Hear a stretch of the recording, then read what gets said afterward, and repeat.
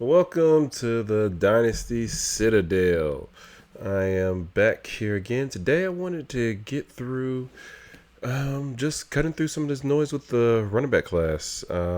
Specifically, our top three running backs Jeanty, Hampton, and Henderson.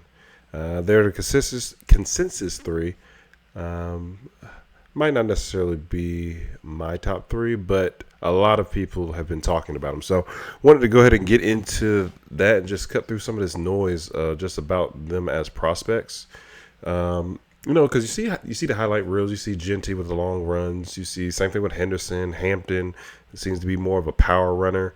You just want to kind of, as a fantasy and dynasty manager, you want to understand who I should pick at the end of the day, to just be honest.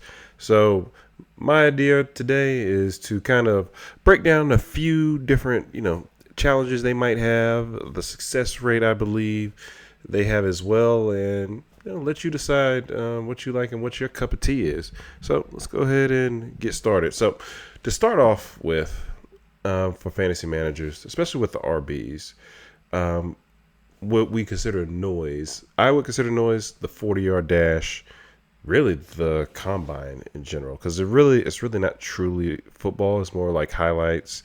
It's just honestly just seeing what a dude can do in shirt and tights, rather than what they can actually do on a football field. Because really, are you really getting a true, can you really see somebody's vision? Can you really gauge how like somebody's heart is in a combine? Maybe a little bit, just see somebody's competitive fire, but just because somebody's competitive doesn't mean they're going to be good. Just being honest. Yeah, because a lot of people out here competitive. I'm competitive myself. Doesn't necessarily mean I'm the best player out there or even that good. So, but other mistakes like recency bias. I know like a lot of people didn't have Omarion Hampton. A lot of people didn't have Omarion Hampton as in their. They might have had him in the top 5. He definitely wasn't going as 1-2 in rookie drafts before the combine. When the combine happened, all of a sudden Omarion Hampton was RB2 in everybody's eyes. So things like that. You just have to see what truly matters when you're evaluating your RBs. So I wanted to look at. I'm over here put up wrote a whole bunch of different things out. So some of the noise that things that I consider just basically hype. The first one is combine hype. Talking about a 40-yard dash. Again, like I mentioned, doesn't guarantee speed or vision. The 10-yard burst. It's like all these explosive metrics. They're good, and there's some truth behind them. But at the end of the day, it really doesn't show that player's ability to perform on a football field. Then you have just like myths and things like that of what your ideal running back is. Now, what I do believe in that I'm reading is the elite contact balance and tackle breaking ability, because Ashton Jeanty has all of that.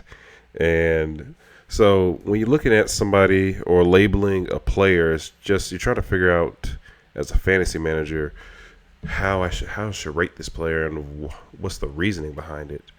So for me, when I'm looking at these running backs, and I've kind of mentioned it a little bit, but I'll go through it. So the tackle breaking, I'm looking for that. It's basically yards after contact, missed tackles forced, and elusive rating. PFF has a good grip on that. I look through that a ton to be able to tell, especially for the running backs. Now, blocking, PFF does do a good job at showing it. It doesn't necessarily mean the running back is good at it, though, because I want to say all the running backs, maybe TreVeyon, actually, I'll look through my notes here in a second. I think TreVeyon's actually pretty decent in pass blocking.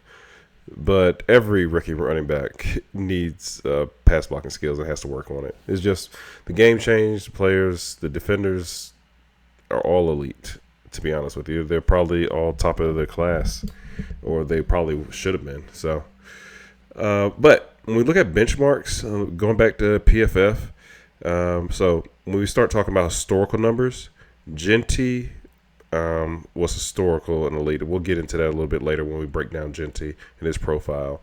But Hampton and Henderson were good too. So when you're looking at successful NFL rookies, when you're looking at yards after contact per attempt, we're looking for numbers in basically 3.2 to 3.8.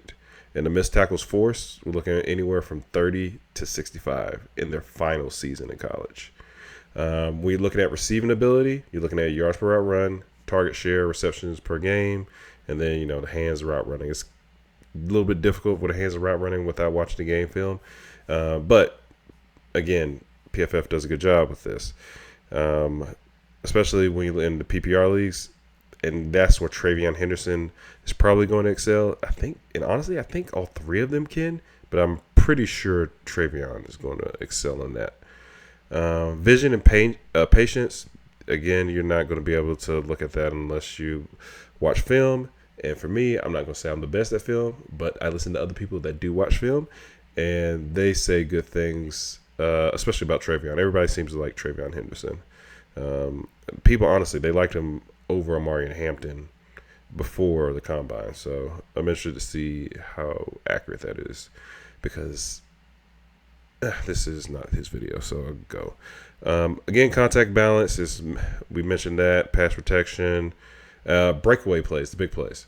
So everybody has like a different metric. It seems some people do 10 yards, other people do 15 plus yards for a big run, but usually there are not that many of them. But I think when you see a player similar to like Jeanty, who has a ton of them, something special.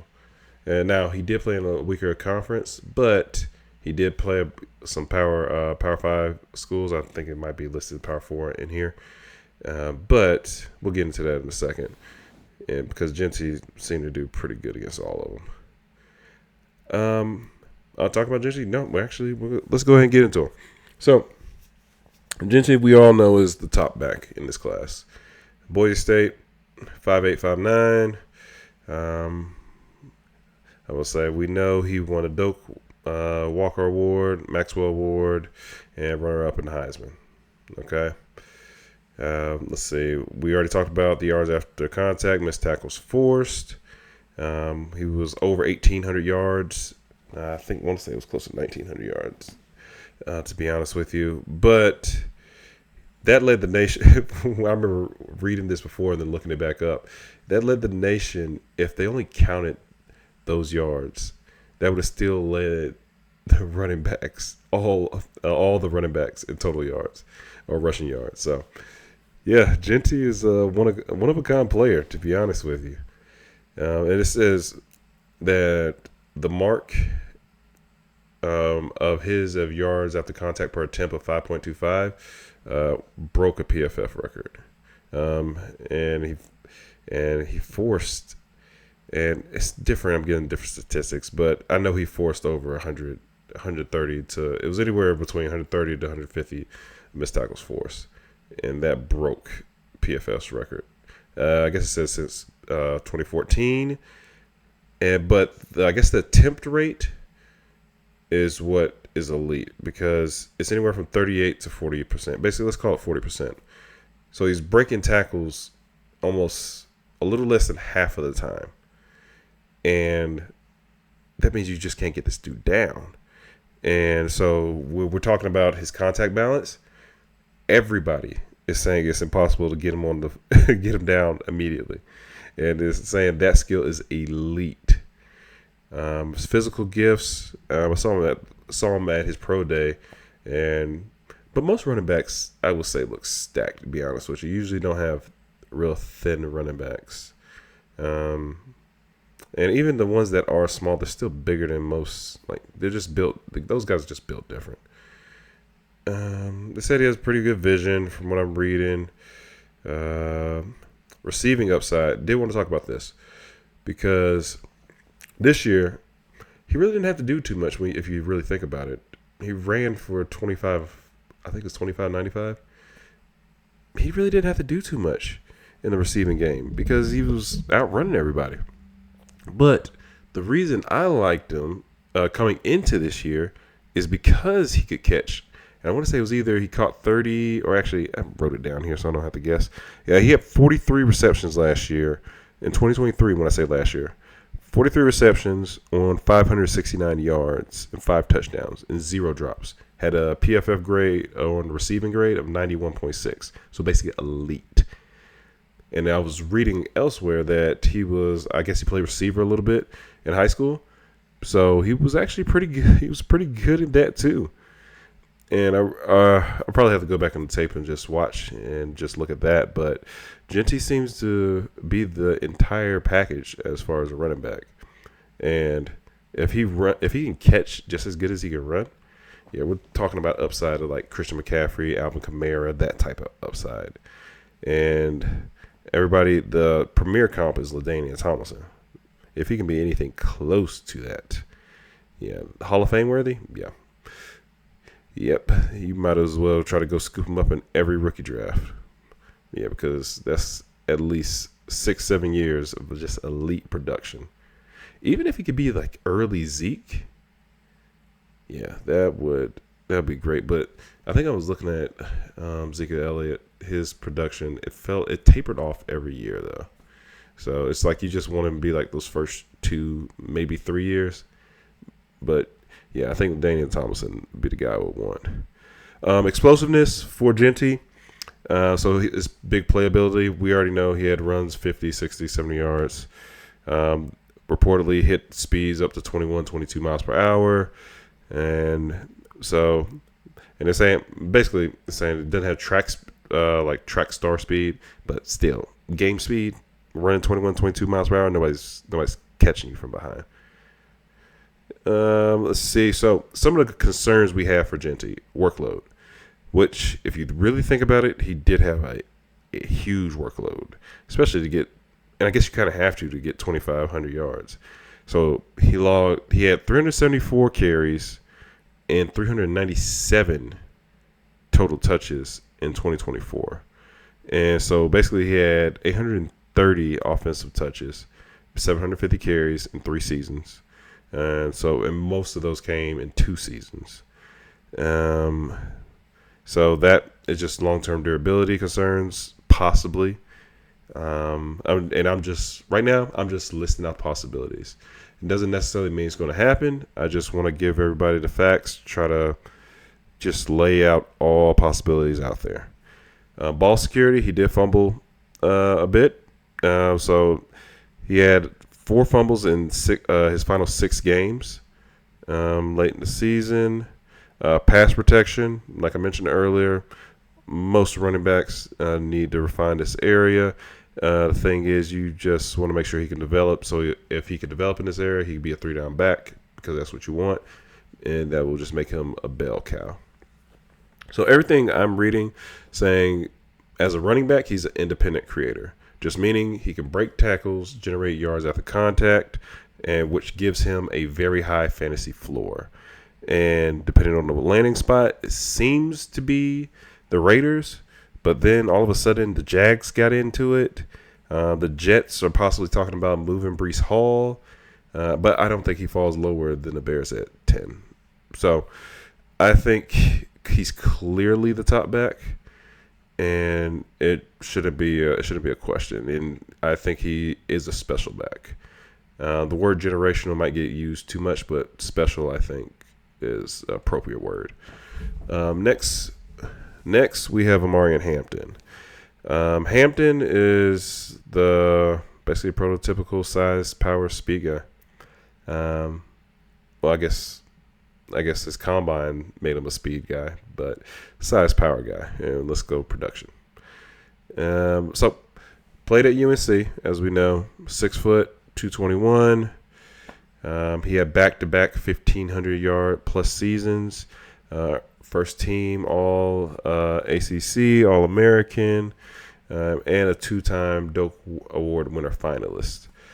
So, and at the combine, he posted a 9.61 RAS score, which is really good because I don't think anybody expected him to run a 4.4. I think he ran a 4.46 because Judkins ran a 4.48. Yeah, nobody expected him to run that fast. even though we all knew, well, I'm not even gonna say we all knew. I knew he was good. To me, he was always my second running back, regardless, just because he's been doing it for a while. He 1,500 yards as a sophomore. I don't think that's an accident, and he was a good prospect already. And then he comes to run 1,600 yards his junior year. For me, I look more towards the PFF grades, and if I see that your freshman year, it could trick you still, but if you're at like a 90 or close to it, and then you come close again your second year that you're starting, I'm probably going to put you high on my rankings personally, especially to be 6 foot 220 and still run a 4.46. Yeah. So basically, right now he's translating into a powerful downhill style runner, and profile signals that he should be a high volume guy. He should be a goal line guy at the very least.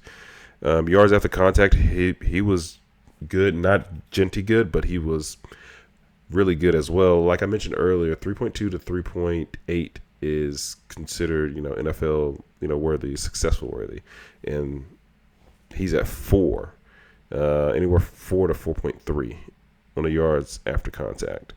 He forced over 67 missed tackles in both 2023 and 2024, and he shows ability. He can gain yards even when he's like contacted after beyond the line of scrimmage. So he has pretty good contact balance himself, just off the numbers, and with him being 6 foot 221, he shows he can bounce off of tacklers, run through arm tackles. Kind of, I remember before he was getting compared to Nick Chubb. Before, I think he ran that 4.46. I forget who he's getting compared to now, but now the vision and patience for Hampton, it's a little conflicting reports. Some say that he has patience and vision in gap schemes. And then others say that his north and south style can lead him to like missing developing lanes or lack of creativity. But he does have a good receiving profile. And so he had 29 catch season in 2023, 38 catch season this past season for 373 yards and 2 touchdowns. He has decent hands. He's not like McCaffrey or I don't think, honestly, and I know it said Jeanty, if he could be McCaffrey, I don't think Jeanty is that type of receiver. But I know Omarion, if he could be solid, because the thing is, you don't want to necessarily be a Derrick Henry type of receiver where they always have to take you out in third downs, or if they keep you in, it's like, okay, it's just short dump-off passes to the side where you can't really mess it up. So if he can be pretty decent at it, and the same thing with Nick Chubb. But Nick Chubb was so good, you just kept him out there all 3 downs. And then if you had to take him out, you did. But he was solid. His yards per route run was 1.38. It's good for a running back. His scheme fit. He primarily operated in zone blocking schemes. And so scouts, from what I read, say that the gap power scheme will leverage his downhill running style. And it'll help him produce effectively. But I guess that's some of the concerns, because if he's not in that type of scheme, I hope the team wouldn't draft him knowing that. If he's not in that type of scheme, that could, be a detriment to him. Pass protection, technique. Is saying, his size, he's willing to do it, but he says technique needs refinement. Again, I think all the younger receivers need refinement there. His creativity, it seems that's an issue. Says scouts consistently describe him lacking elite wiggle or creativity in open spaces, relying primarily on his power and his balance. Yeah, because the guys are bigger in the NFL. But the thing is, you gotta be physical and willing to hit somebody. So at the end of the day, you gotta do what you gotta do. And in his vision, like I mentioned earlier. So yeah. So what I'll say about Hampton, he should have a high floor at the bare minimum with his goal line work. Because if he can at least do that, you know he's going to get touchdowns. And if he could be anywhere close to a 3-down back, oh yeah, you have another top 12 back. I think another top 12 back pretty easily. So last one will be TreVeyon Henderson. And now, from everything I read, he's a 3-down threat. So from the scouting part I read, so athleticism, versatility, and pass protection is good. Now, the problem with TreVeyon is durability questions, but we'll get into that a little bit earlier or later. TreVeyon, 5-star recruit, played 4 seasons at Ohio State, 5'10", anywhere from 202 to 208. Had 19 total touchdowns his freshman year. And then he earned multiple All Big Ten selections, 4.43 in the 40, had a 9.4 or 4.3 RAS score. So his explosiveness is, we definitely know that, seen that, we saw that in the college football playoff. Receiving versatility, what he's actually known for. So he has 77 career receptions, only 2 drops within the 2 seasons, which is good for anybody, even better for a running back.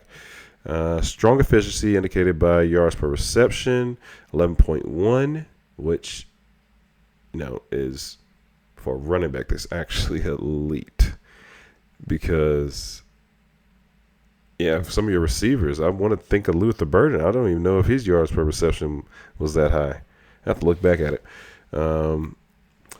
But the scouts say, from what I'm reading, the scouts said that he can run more than just basic routes, and so he could. I wonder if he could be similar to, if he can run more than basic routes, because somebody like Chase Brown, who I remember when throwing to Joe Burrow, I have to look at his route tree because he can run more than basic routes. Kyron definitely can run on that outside too. So I wonder if they mean, when they say more than basic routes, stuff like that. Elite pass protection. So it says this is Henderson's most significant differentiator. They said he is, if he's not the best, he's one of the best in this 2025 class.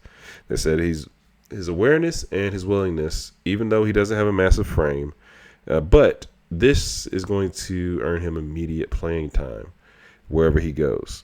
So, especially now, they say his vision is developing. They say he has good vision, has shown improvement. He has inconsistency sometimes, might run into traffic, or he bounces outside and lacks, or might lack patience. So that could, and sometimes I wonder, he was splitting time, so I wonder if he was always just looking for the big play. That would have to be a thing too.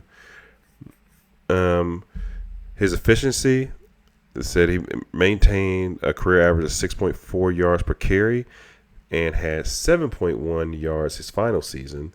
Yards after contact is 3.9, which ranks 7th among qualifying backs. And he had a perfect career record in ball security with 0 fumbles, across over 600 collegiate attempts or touches. That is amazing right there. Yeah, that I could see why people had him his number 2 back once I start diving into these type of metrics right here. Now PFF doesn't necessarily have him. I want to say PFF might have him 6, but when you actually started looking at things like this, especially him being a 5-star athlete, he's fought through his share of injuries, but a lot of running backs do. So, if he's still explosive and he has a good 3-down set, I wouldn't be opposed. Definitely not opposed to. It makes you reevaluate things. Some of his concerns: TreVeyon durability, like I mentioned. He missed time sophomore season and junior season due to foot injuries and nagging other injuries. But they are saying when his workload increased. They said he played all 6. Not they said. I know he played all 16 games in 2024, but he had Quinshon Judkins. So the thing is, will that make him a back like Jahmyr Gibbs, which is not a bad thing. It's just he just needs to split time with somebody. So he might not necessarily be a 20 touch, a 20 game or 20 carry rather game guy. So he might be like 12, like 10 to 12 rushes, maybe 3 to 4 receptions, which is still good. So things like that. It's a contact balance consistency. So he's not as powerful as Jeanty or Hampton. Yeah, we know that. Yeah, we know that. It's kind of clear. And his patience. His desire to hit a home run. That actually makes sense. But I think that's because he was splitting time. But if he can't have major workload because of his injury history or because of his size, then that he doesn't want to be just labeled as a home run back because he has to have vision, because that's what messes up a lot of these young running backs coming into the NFL. So if we're doing some comparisons, so we know Jeanty stands alone with the yards after contact, missed tackle force, the receiving, Jeanty, Henderson, pass protection, Henderson, Jeanty, vision, explosiveness, Henderson. Man, where is Hampton at? I guess Hampton. I would say Hampton can catch. Yeah, I would say he's third though. That's the thing. Jeez, after reading off these things. Okay, so let's rank them. Yards after catch and missed tackles force. Jeanty's first, Hampton, then Henderson. Receiving, Jeanty, Henderson, Hampton. Pass protection, Henderson, probably Hampton, then Jeanty. Just I'm going this. Henderson's the best. Hampton's just bigger, and then let's go Jeanty. Vision, Jeanty. We'll go Hampton after that, then Henderson. Explosiveness, Henderson, Jeanty, Hampton. Concerns would be Jeanty's workload. I'm not necessarily. Fumbles probably too, late in the season. Hampton would be pass protection. I guess his elusiveness, not necessarily the best. And then you have Henderson, who the injury history, and just probably less consistent on the contact balance side of things. But when you're looking at all three of these guys, yeah, I think they all are three good options. And let's get into the comparisons, because I forgot I do have them listed down here. But these are all three good options. Okay, so Jeanty, we know, has the highest ceiling. That's clear. So comparisons: LaDainian Tomlinson or Maurice Jones-Drew. And for people sleeping on MJD, yeah, go look at his stats. They actually are pretty good. Omarion Hampton, they say he has the highest floor. They have his comparisons as Deuce McAllister, Joe Mixon, or Breece Hall, which is not, that's not bad comparison, to be honest with you, at all. Yeah, I would take any of those, because I think Breece Hall will probably have a bounce back as long as they don't draft Jeanty at 7. And then we have TreVeyon, who has comparisons to Clinton Portis, DeAndre Swift, or Jahmyr Gibbs. And it makes sense if they're talking about the vision issues, because that's what DeAndre Swift's issue is. Now, Jahmyr, I think he's just so explosive, it doesn't even matter with him. If he does have vision issues, I can't tell. But he can catch too. So, and Clinton Portis was a monster. I forget whose podcast he was on, but I started looking up his stats just because, and it's like, wow, he was actually really good. Especially, he was really good early in the league too. So, yeah, that's just some facts on these three running backs: Jeanty, Hampton, Henderson. With Jeanty, the balance seems to be his greatest strength. Just, you really can't tackle him. Hampton seems to just be solid all around. Probably has the highest floor out of everybody. just because he's a bigger back, looks like he can do a little bit of everything. And then you have Henderson, who's the most explosive out the class. And yeah, PPR could be a PPR nightmare. So yeah, no, these are the three backs that everybody's talking about. They're consistent. Everybody's consistent top three. So just want to give a little bit more insight, a little bit more analysis, and yeah, talk about it. This is the Dynasty Citadel. Like, share, subscribe. If you have other running backs you would like me to talk about, let me know, and I will get that to you. Otherwise, good night, and I will see y'all next time.